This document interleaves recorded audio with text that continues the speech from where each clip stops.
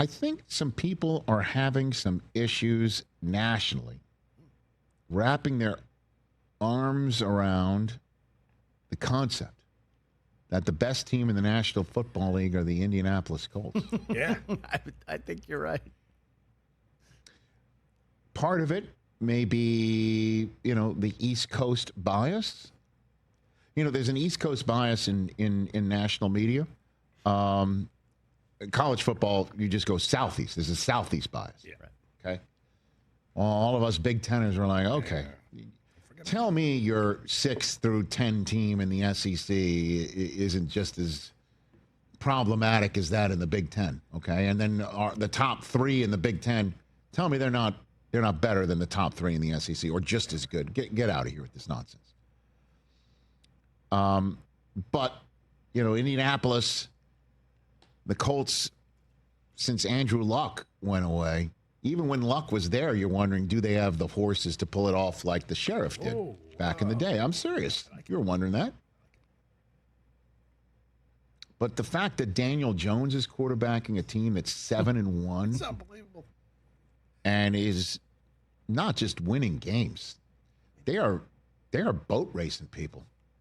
The landlocked state of Indiana has the boat race team in the National Football League. They are boat racing everybody, and they are physical. The game that they lost, the only one that they've lost this year against the Rams, you were in the stadium for that one, Chris. Mm-hmm. They had the Rams right where they wanted them, and had A.D. Mitchell held on to the ball instead of flipping it flippantly before getting to the end zone.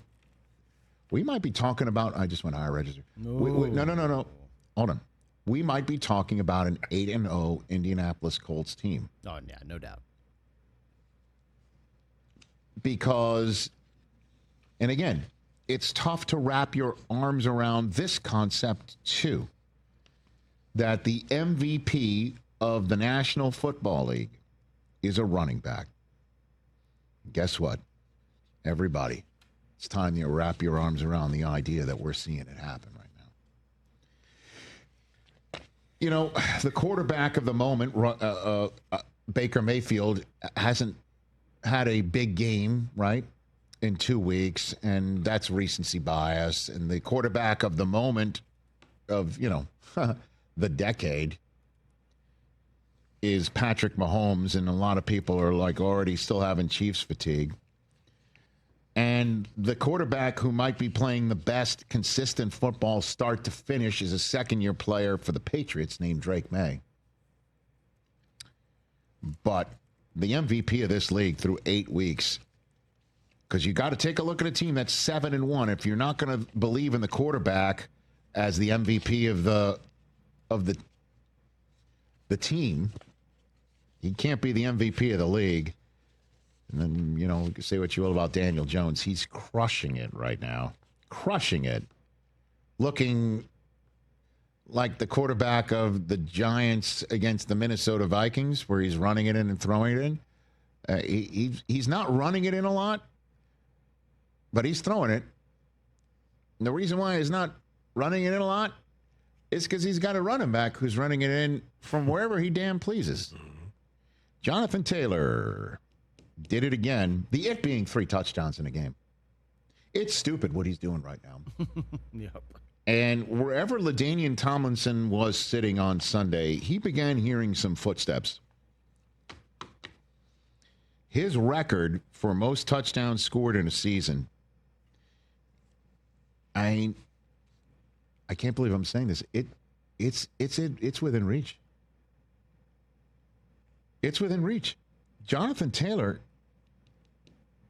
has 15 touchdowns this season through 8 games because he keeps scoring 3 at a time. It's his 4th time this year. He's got 3 or more touchdowns in a game. The only player who has had, it's an old gen stat. He's had 3 or more touchdowns in the 4 of the first 8 games of the season. The only other player who's done it was Gene Choo-Choo Roberts of the 1949 New York Giants. Great name. Choo-choo.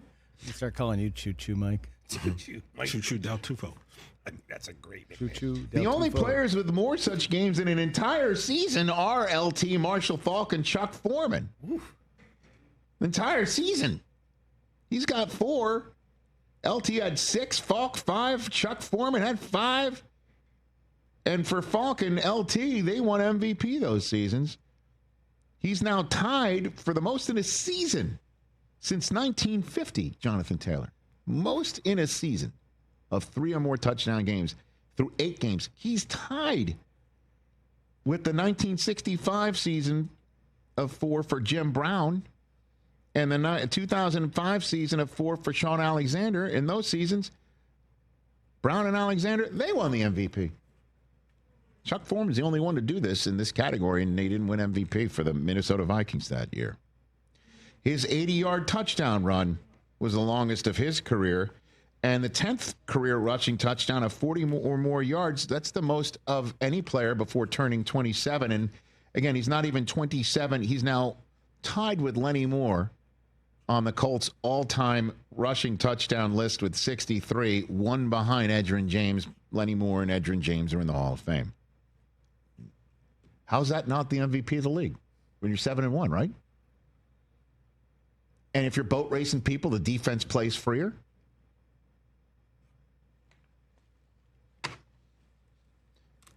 I mean, it's going so well for the Colts. Nobody's talking about their owner wearing an earbud on the sideline anymore, meddling. Remember that? Yep. Right? Oh, my goodness. Nobody's even talking about that anymore. Well, now I think more owners are going to do it since, she's down there. They have the best record in the NFL. Other owners are going to start getting ideas.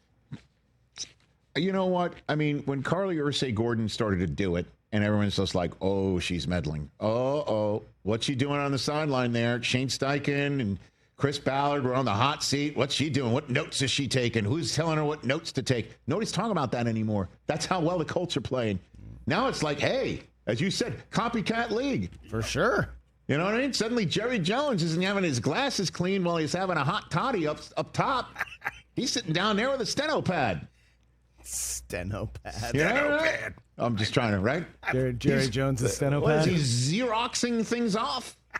Handing out notes? The crazy thing is people who took umbrage with it weren't paying attention. She'd been doing this. Yeah. It wasn't like the first time she went. And also her dad, from what I understand, had been basically training her and her sisters in the family business their entire lives for this very moment when he was no longer with them. Gents, next up, they're going to Pittsburgh. Ooh. And if they bring this game that they have brought for the first 2 months of the season into Pittsburgh, there's going to be quite a to-do in the stands and locally there if they send the Pittsburgh Steelers to a 500 record with 3 straight losses, staring up and seeing an Indianapolis Colts team that puts it together with Daniel Jones. It's like this. They get Aaron Rodgers. Colts get Aaron Jones. The Colts get Daniel Jones. And one's going to be potentially, 8-1. The other one's 4-4. Oh, my God. They could leave that place like Bane left it in The Dark Knight Rises.